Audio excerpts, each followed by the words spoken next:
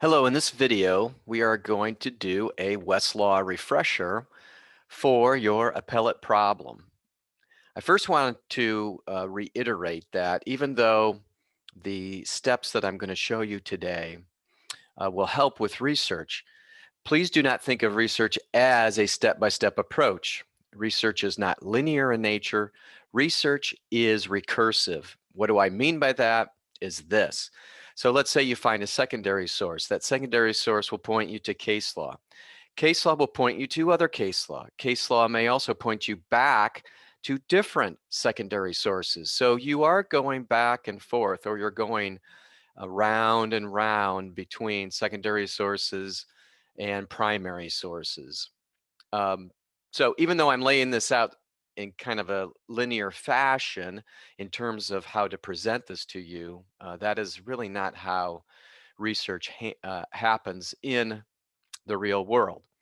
Also, want to point out to you that if you don't have the handout with you that accompanies this presentation, please stop this video and get that handout, which is located in the same place where this video link was, and then you can follow along with me.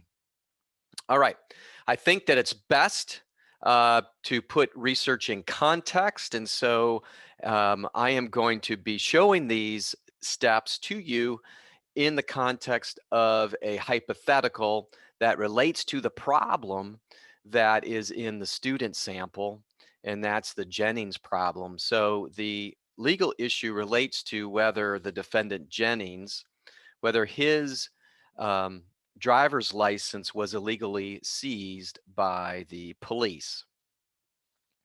So one good way to get into secondary sources is by a case. So this is step one. You have one good case, and you use that one good case to access relevant secondary sources. So how do you do that? Well, first, you have to put the citation for the case into the search box. And so we will do that.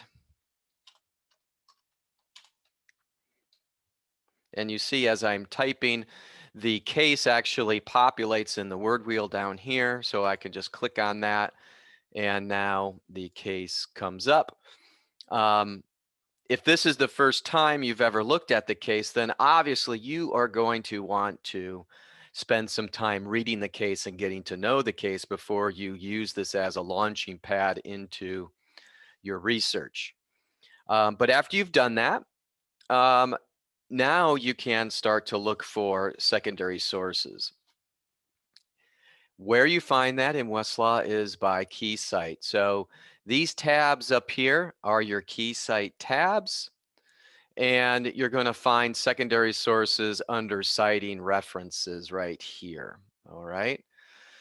And you notice if I just hover over citing references, it first tells me in the parenthesis right here, there's 364 sources, but it breaks down those sources for me into 99 cases and then 19 secondary sources.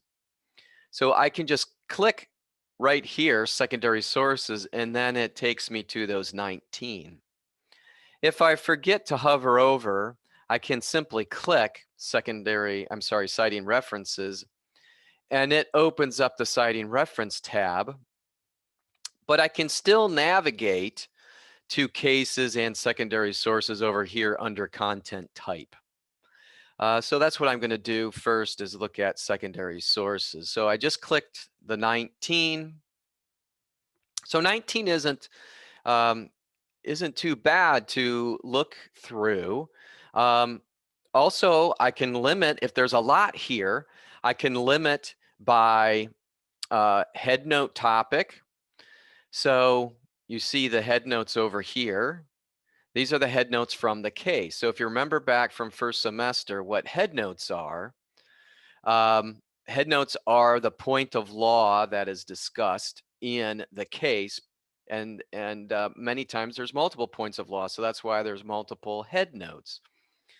So you could quickly limit your search by head note.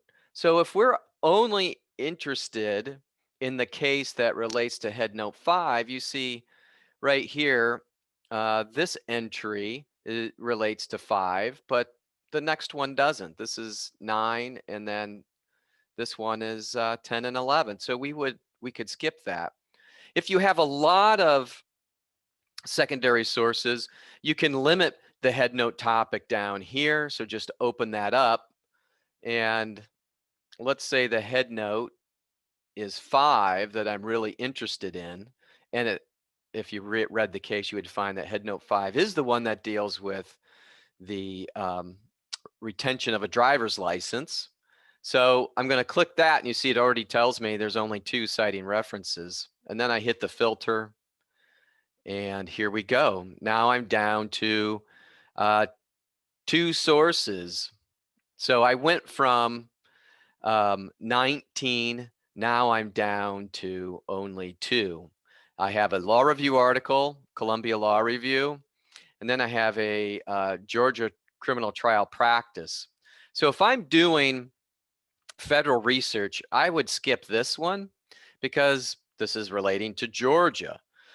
But law reviews oftentimes are national in scope. So this one, I definitely would research there. Okay, so that's how to find secondary sources, and by limiting secondary sources down by headnote.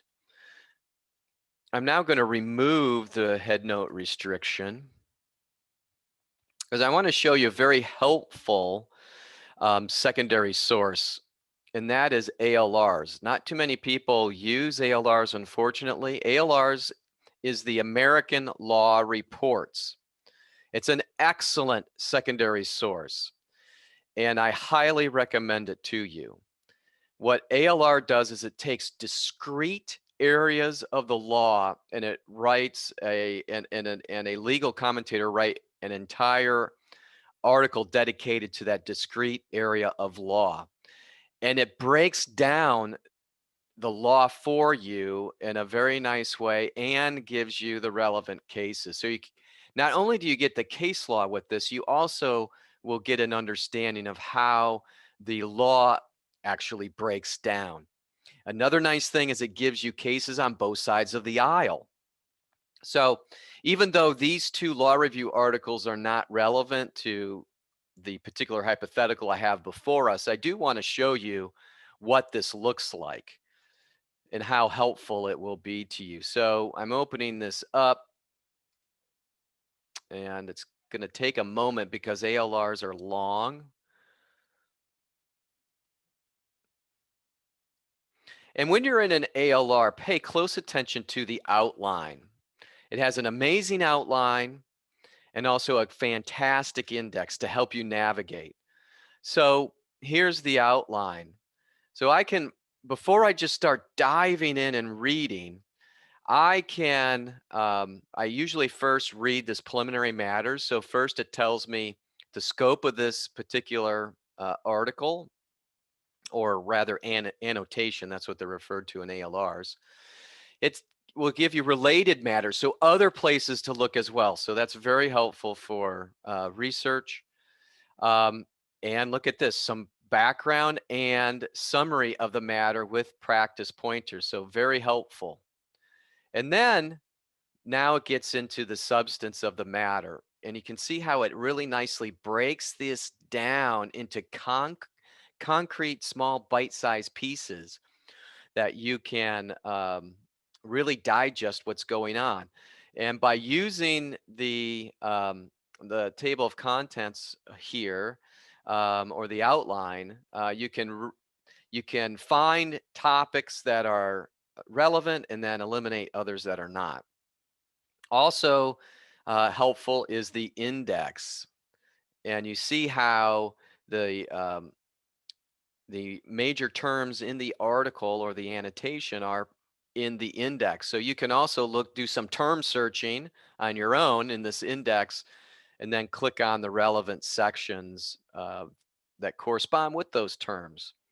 So highly recommend ALRs. They are oftentimes missed by students and young attorneys. Now I'm going back to my search. So this is the return to list button up here. The other secondary source that I already pointed out to you was the law reviews. And if you remember from my Headnotes search, Headnote 5, there was only one law review that related to Headnote 5. The others would be things like practice type of material. Sometimes these are also very helpful, but these could also be more specific to a state jurisdiction like number 3, Georgia criminal trial practice. And so if we're dealing with federal law, that wouldn't be helpful. If we're dealing with this in Georgia, though, this might be a very helpful search for us. So that is getting to a secondary source by using your one case. Also from here, you can get to other case law, and we see that right here. So under content type, instead of looking at secondary sources, you look at cases. So it tells us there are 99 cases that have cited this US v. Thompson case. So all I have to do is click on it, and now it is pulling up those 99 cases. Now, you probably don't want to read 99 cases. I don't. So let's talk about how to filter so we can narrow this down. Well, one way is to limit by jurisdiction. Okay, so I'm going to open up this box. If I am interested in a particular state jurisdiction, I can click that. So you see, if we are only interested in Florida law, 8 cases in Florida cite to Thompson. But for our purposes, we're going to treat this as a federal issue, or our jurisdiction rather as federal. So you see there's 65. So I'm going to click that, and you see how this runs. I'll show you a little trick here. You see this little box here to select multiple. If you move that over to the left, you won't have to click multiple things. I mean, you won't have to click apply. It'll automatically run it for you. All right, so I clicked federal, and now it shows me what federal types of cases it's pulling up. 24 courts of appeals, so that's the circuit courts of appeals. That's the intermediate level court in the federal system. And then the federal district courts. These are the trial courts in the federal system. So this also was a way to limit your search. For example, if your case is pending in a federal district court in Georgia, you could just select the Georgia one, and now you're down to 10 cases. So you went from 99 cases to 65, now to 10. Or if you're just doing federal research, then all of these cases would be potentially in play. But there's another way to restrict your search as well, and that is to come down to the headnotes. And again, that's why at the outset I said headnotes are so important. To really understand that case first, know what headnotes apply, and there could be more than one. For our fact pattern, it's only headnote 5.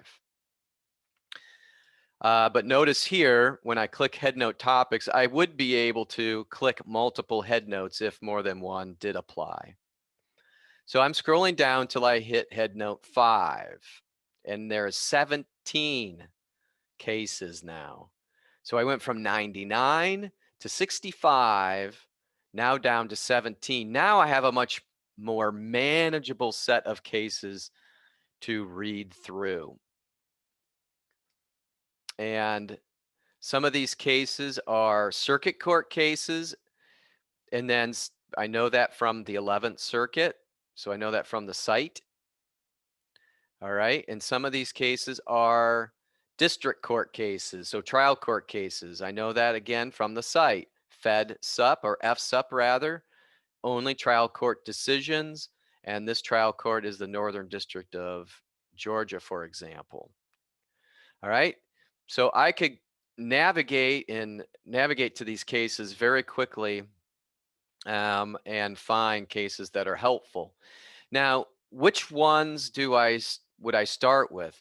Well, I would start with the highest authority cases. So knowing your hierarchy is so important. So here, the circuit court cases would be higher, obviously, than the district court cases.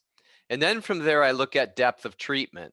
So the boxes here, so the more boxes colored in means the greater the treatment that the case gives to Thompson. So this has 4 boxes shaded in. That means this De La Rosa case gives a lot of treatment to Thompson. And these quotation marks tell me that it also quotes Thompson. You see the next one has 3, so that's still pretty good, and it also quotes it. Now, when you get down to like 1 shade, that signifies probably like down here, it probably is in a string site. So let me open up so we could just actually see what it is. So when you click on that case, it hyperlinks you into the Weaver case. And now I can either read all of it, or what I like to do is I go up to my search term, I hit next search term, and it takes me then to the Thompson case. And you see it is just a CEG site with no commentary about the Thompson case at all. So it's in a string citation here with this Cordell case. And then I'm just going to navigate back to Thompson to the citing references. So what I've showed, just to reiterate here, what I have shown you is in cases to limit your search when you have a lot of them by jurisdiction and headnote topic. And you can see how quickly we were able to reduce the number of searches down. Now, another way to limit or restrict your search to is search within results. So if there's a particular term that you're looking for, you can type that term in here, and then maybe we're looking for driver's license. Let's see if that will, and then hit search, see if that narrows it down any further.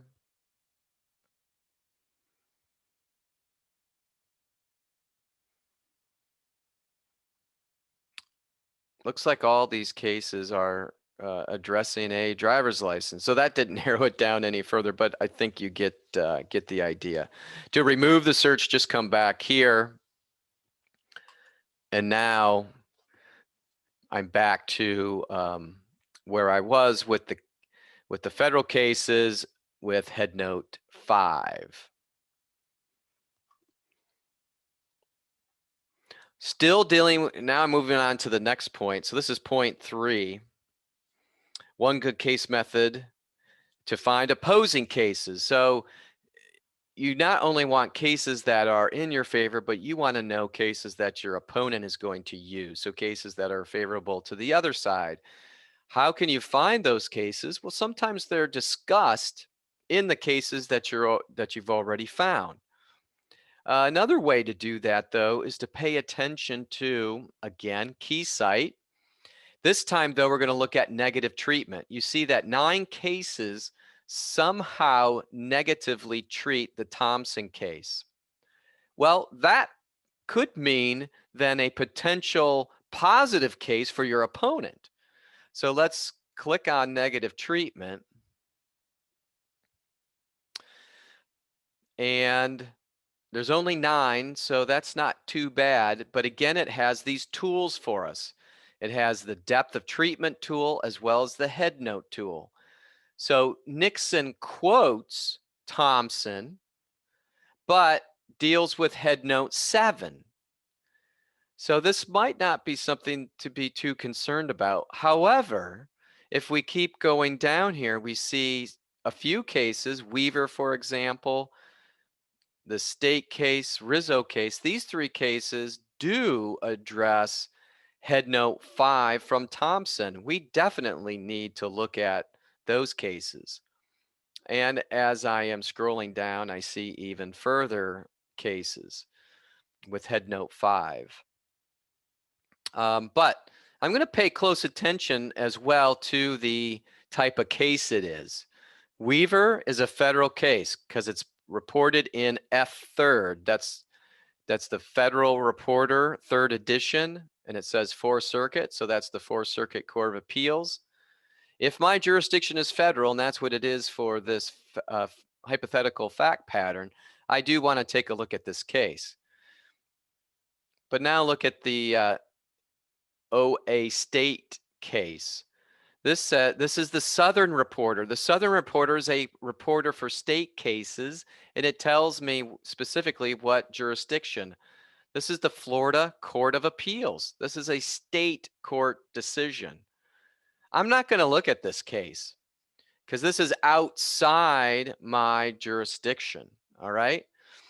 Now this one though, Rizzo, is the Southern District of Florida, which is a federal case. So this one I probably would take a look at, and it deals with Headnote 5. All right. Now sometimes, yes, state cases are relevant to a federal jurisdiction, but they have low level of persuasion. So if you have already cases discussing your topic, you would then not need to drop all the way down to state cases.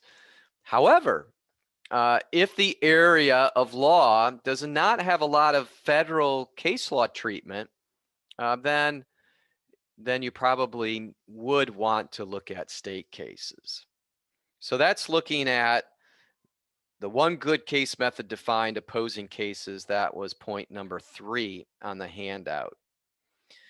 On the next page, you see the next point deals with, in the box there, follow the trail. So what do I mean by that?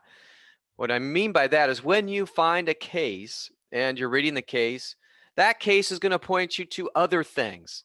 That case may point you to secondary sources, by the way, and other case law. Well, you should go read those, okay? If the case you're reading cites other material, and that other material is on point with the issue that is before you, then you better go read those other sources.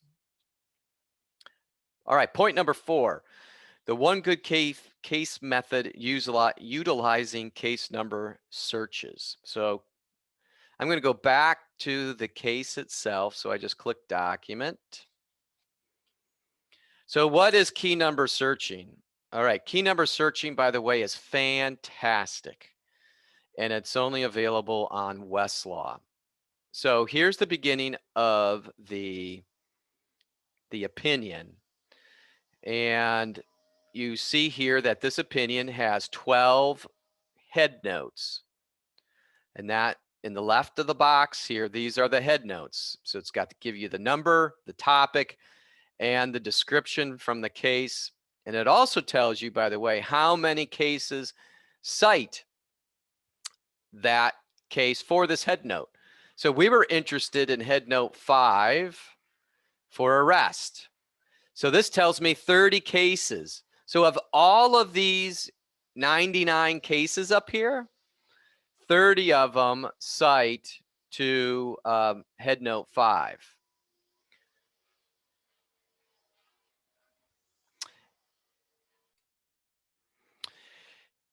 The key numbers are to the right of the box, and that's what you see here with that little key symbol. So these are the key numbers. So as you see here, each of these headnotes gets assigned a key number.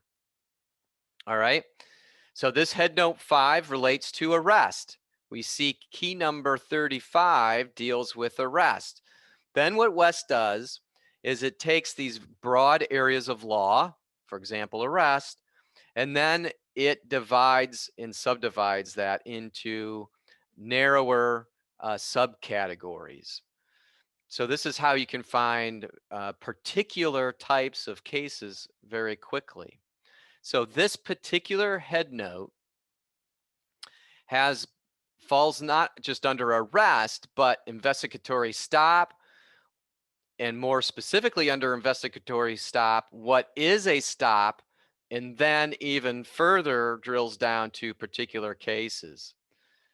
So why is this helpful? This is very helpful because I can quickly find additional case law that is very similar to the Thompson case that did not necessarily cite to Thompson. So over here, under the head note, I'm only going to get the cases that cite Thompson. So I can click the 30 cases here. And this is now takes us back to the citing references. So we've already been here. So I'm going to go back. But we've already looked at those cases. I want additional cases. How do I get to those additional cases is by the key number searching. It's very simple on Westlaw. I just come over here and I click the very last hyperlink, all right? And it looks kind of like a funny formula here, but 35 is assigned to arrest. K stands for key number. 60.2 then is basically the 60th subcategory under arrest. All I have to do is click it. It runs the search for me, and it ran this search just in the 11th circuit. So this may be different when you run a search like this, but it's easy to change by here, change. So let's say I want to get outside of the 11th circuit. If this was my jurisdiction, then by all means, I would limit it to here. But if I'm just doing federal law and generally, I can click all fed, or if I'm just doing state research, I could come over here and click the specific state that I need to research. Hit apply. And it runs it again, and great, something went wrong. Isn't that lovely? Of course, when I'm trying to do something, this would happen. All right, finally got Westlaw to cooperate. So here now is the key number search in all fed.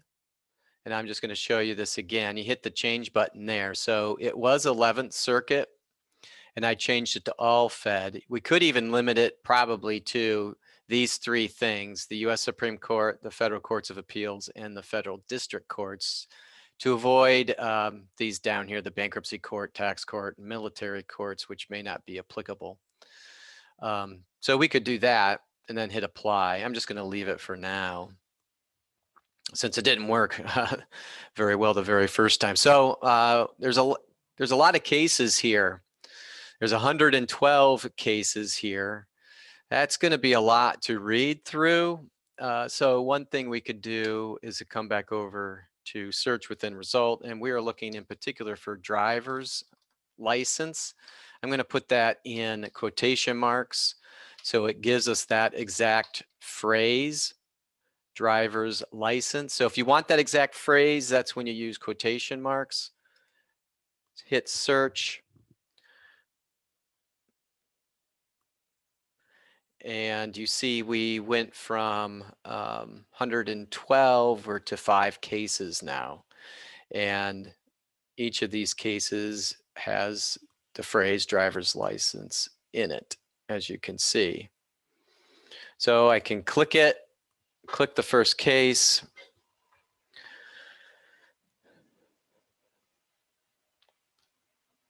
And then I can navigate through the search term.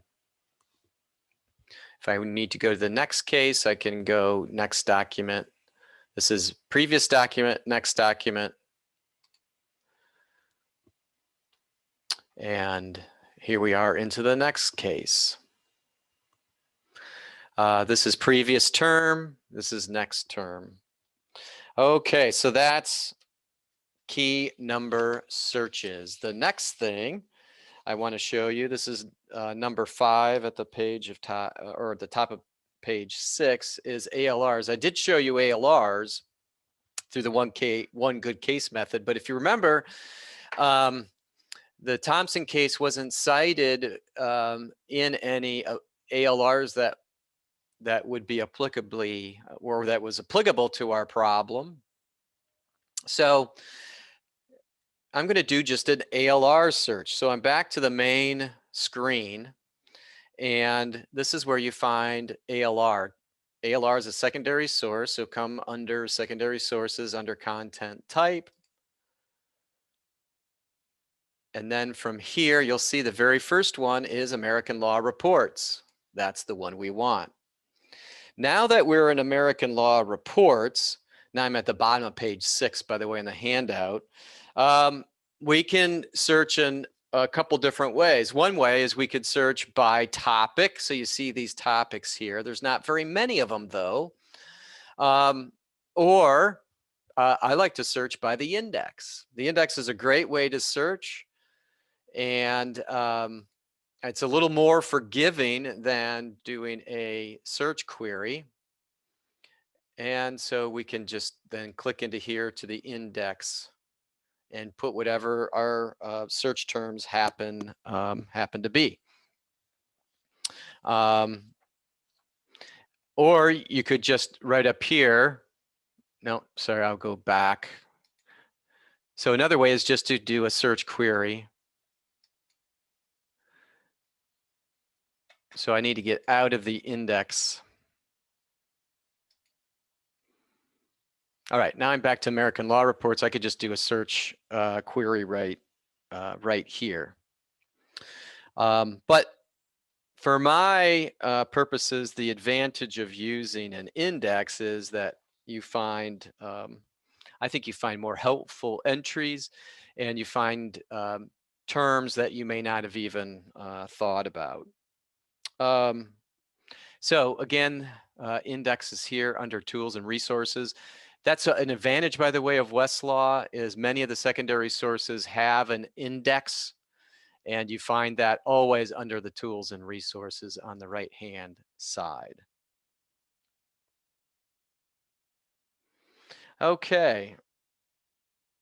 So I want to find, so now I'm just searching in the index, by the way. We're looking for search and voluntary and consent.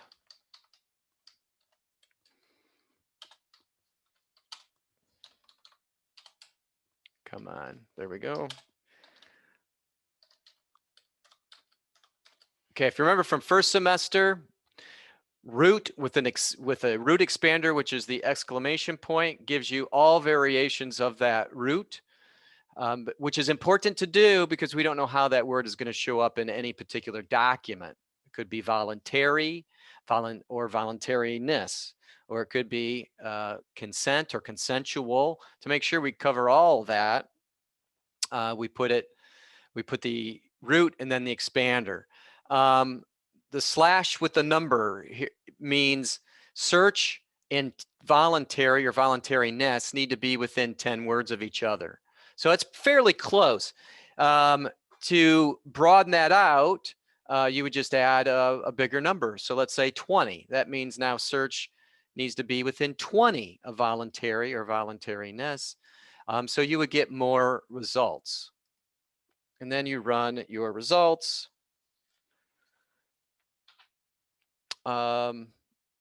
And so as you see, it ran the query right in the index, and here's search and seizure. So there's entries under search and seizure. That sounds promising. We can open that up. So now we are in the search and seizure area of the index, which you could have just opened up search and seizure in the index by using the tools on the right-hand side and open the index that way. And then we can search for specifically though where it is. So this is under airports. Is it under anything else? Also under consent? Oh, just consent. So this one might be a good one to look at.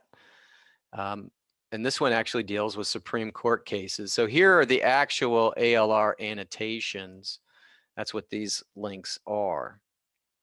All right, so American Law Reports, as I said at the outset, a great resource. I highly recommend that you look at it. Now I am at step 6, secondary resources via practice area. All right, I'm going to go back to the beginning of Westlaw. Westlaw breaks down its database by practice area, and that's right here in the middle. So if I know the broad area of law that the issue is, that I can look here and you see these categories. And then in these categories, I'll show you in a minute, we'll have specific types of information. So I need to change the hypothetical up just a little bit. So you see in the middle of page 7 here, now Jennings is charged with the federal crime of armed bank robbery by use of a dangerous weapon. Although Jennings claims that the weapon he used, that weapon was merely a toy gun.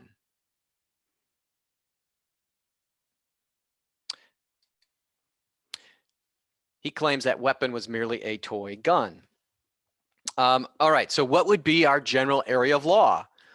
Well, I suppose banking, but no, there's no banking. But there is criminal law. That is the main topic. So let's go under criminal law. Let's see what we have. And this would be true no matter what topic you go into or what practice area you go into. You see, we could jump right into cases, although I don't recommend that, because what I recommend is right here, you can go to secondary sources. So these are secondary sources dedicated to criminal law. And it's opening up. By the way, under tools and resources, very helpful. Black's Law Dictionary right there, always there for you. There's 381 sources dedicated to criminal law. Wow, that's a lot to look through. So one thing you could do is you could just scan through these titles. These are actually titles of secondary resources to see if anything would be applicable. With 381, that will take you a while. If there were only 20 or so, then you could do that. So how else can you limit your research? Jurisdiction. Open that up.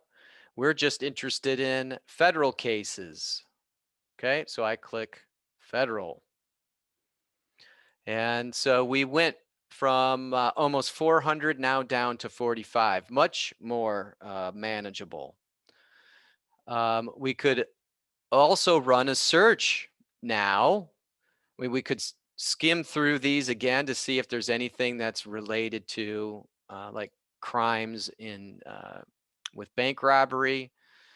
Well, there's banking crimes, but this one deals with fraud, money laundering, embezzlement. So this treatise probably isn't going to be helpful. Now, sometimes you can. I mean, I have found titles that looked just about on point, and then you go in and it looks very promising, and then you navigate through the table of contents and just like you would a book. But if nothing is catching your eye, do a search. So we're going to look for bank /10 because I want these fairly close together. ROB exclamation point space 20, because now I want it a little /20. What else did I put in here? Oh, fake space toy, because I want fake or toy space /10 weapon, well, gun space weapon. All right. So hopefully you can see this. It's bank space /10. space rob exclamation point to get rob, robbed, robbery, robbing, space or space slash 20 space fake space toy slash or space slash 10 space gun space weapon. Okay, what's the effect of the nothing between fake toy and nothing between gun and weapon? That space, that empty space, is an or. So that means I'm looking for fake gun, could be looking for fake weapon, or toy gun, or toy weapon. All right, so it's going to search all of that. And then we run the search. And we're to 8, so that's significant.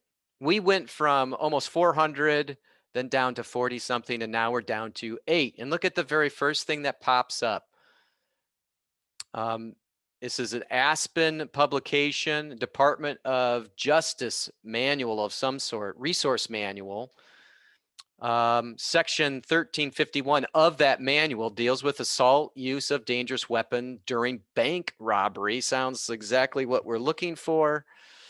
And it even deals with here a toy gun. So that's very promising. Federal jury practice and instructions. This one also addresses a toy gun used in a bank robbery. United States sentencing guidelines from the Federal Sentencing Reporter. Toy gun. So there's some really helpful stuff that we're able to find in here. Now, how did I know what the publication was? The publication name is right here. To access it, I just go into it, and then it gives me the publication name right here at the top. So I'm looking at the 4th edition of this Department of Justice manual, resource manual. And in particular, I'm looking at section 1351 of that manual. Okay. So that's how you can get to specific secondary sources by looking at or by going through the practice area tab. Additionally, we can look at law reviews in journals. So to look at law reviews in journals, I'm going to go back to the beginning. So now I'm at step 7, the bottom of page 7 of my handout. Back at the beginning here under content type, scroll down secondary sources under content type.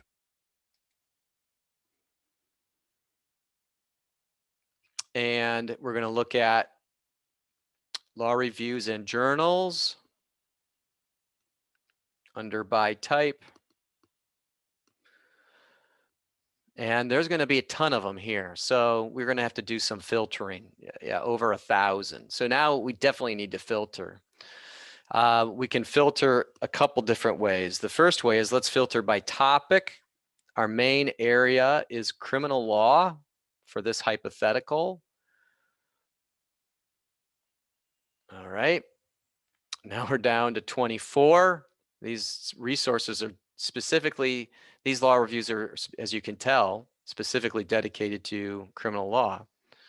I could also limit by jurisdiction if I was just interested in federal. There's only 24, so maybe I'm going to leave it this time. And I'm going to do a search of these 24 different types of law reviews. The same search I ran last time, since that seemed to work out pretty good.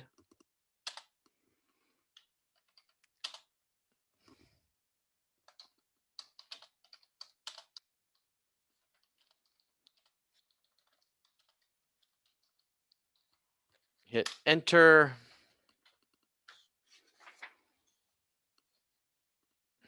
And 8 law reviews relating to this topic. And so we could quickly skim through here to see where the terms come up, and then we can go in and select the ones that we want to read. So that was law reviews. Also, we can look at texts and texts and treatises. So I'm going to go back a couple steps. Under secondary sources, we already looked at American Law Reports. We looked at law reviews and journals. Now we're going to look at texts and treatises. And the steps are going to be the same. There's 2,000 here, 2,500. So we're going to limit by topic, criminal.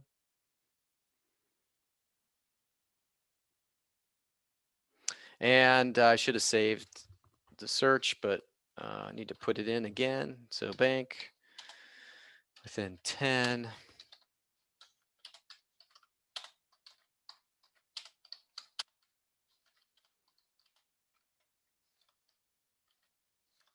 Geez, if I could spell. There we go. Here we go. Come on. All right. So we had over 2,505 is what we came up with. These are treatises written by expert legal commentators. Well, that same one came up, by the way. That's good because it should have. But we have some additional ones. Wharton's Criminal Law. So that's a main secondary source for criminal law. Section 462 of that resource deals with threatened force or fear of injury. And notice where our terms come up: bank robbery, toy gun, fake weapon. So here's a good illustration. So if I only did like fake within 5 a weapon, look at this. I wouldn't have, this wouldn't have come up because that's too many words in between. Just a little, yeah, this looks like 6 or 7, so it wouldn't come up. So you don't want to go too narrow, like 5 and 6, unless you want those terms right together, or usually should be avoided. Okay, so we've did ALRs and secondary sources, law reviews, and now we did text and treatises. Updating research. Don't forget about updating your research, and that's the key site. Already showed you where key site is. I'll go back to, so history is a great way to go back. Go back to that US v. Johnson case just to show you real quick. Always make sure that the cases you are citing are valid. They're still good law. You check that here. This has 3 cases that have negatively treated it. We know that from here. We also know that from the flag. So before we would cite to this case, we would need to check this out to make sure that that Johnson is still good for the point of law that we are using Johnson for. You update your research also with statutes, same way. A lot of people forget to do that with statutes. Another place to find interesting research is briefs. So if I go back to Westlaw, the main page, you see briefs here. So you can run searches on briefs filed in court. All right. And so you can see there's briefs filed in the United States Supreme Court. There's also briefs filed in the United States Court of Appeals that Westlaw has available. And you can do a search here, and you'd run it in all. Well, if you change here, let's say I want to run an all fed and then hit save. You could run your search right there. So what this is, these are briefs written by attorneys in actual cases that Westlaw has provided for you. Caveat though, please be aware that briefs may not be accurate. As to the law, they may be poorly written, or they may not even concern the exact legal issue that you are concerned about. So you need to treat briefs like a secondary source. So do not quote them, do not summarize them. That would be plagiarism. Treat them like a secondary source, meaning they are guidance for you. Folders, there's a folder system to help you keep organized. There's a video in your computer research link on Canvas on how to do that on Westlaw. So look at that. History I already showed you. This is the last thing on the bottom, page 8. How to keep, or the history keeps track of your searches that you're running. I think the default is for 30 days. I still, though, would keep track myself on a piece of paper, on a pad, because this does not necessarily tell me if these things were relevant or good for me. But you could do that by keeping track yourself. And my last note for you is at the very bottom of any screen, you will see improve. You'll see these things at the bottom. Contact us, live chat, training and support. Click on training and support at the very bottom of Westlaw, and you will find some great videos and handouts on how to do different things in Westlaw.